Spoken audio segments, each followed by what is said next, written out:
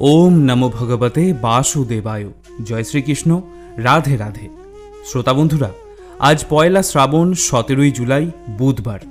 हिंदू सनातन धर्मेर मानुषदेर काछे आजकेर दिनटी अत्यंत गुरुत्वपूर्ण एकटी दिन, कारण आजकेर दिनेई पड़ेछे श्री श्री हरिविष्णुर शयनी एकादशीर तिथि, जाके आमरा देव शयनी एकादशी बा श्री श्री शयनी एकादशीओ बोले थाकी।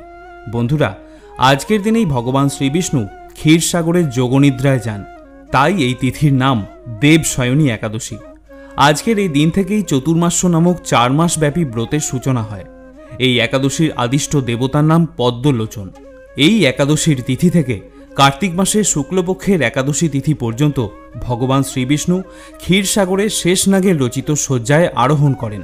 সেই কারণে এই একাদশীর তিথিকে শ্রী শ্রী শয়নী একাদশীও বলা হয়ে থাকে। 4 মাস অতিবাহিত হওয়ার পর কার্তিক মাসের শুক্লপক্ষের একাদশী তিথিতে ভগবান শ্রীহরি পুনরায় জাগ্রত হয়ে থাকেন। এই তিথিকে প্রবোধিনী একাদশীও বলা হয়ে থাকে। শয়নী একাদশী থেকে প্রবোধিনী একাদশী পর্যন্ত 4 মাস সময়কে চতুর্মাস্য বলা হয়।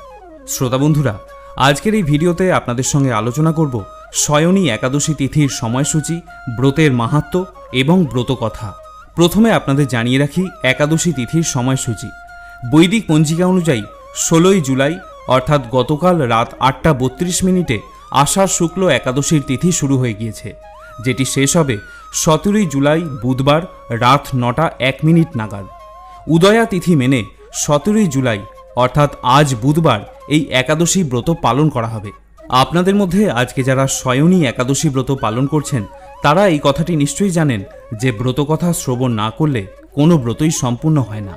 আর যদি কোনো কারণবশত আপনি এই ব্রত পালন করতে নাও পারেন, শুধুমাত্র এই ব্রত কথাটি শ্রবণ করে আজ সন্ধ্যাবেলায় ভগবান শ্রী হরিবিষ্ণু এবং মা লক্ষ্মীর উদ্দেশ্যে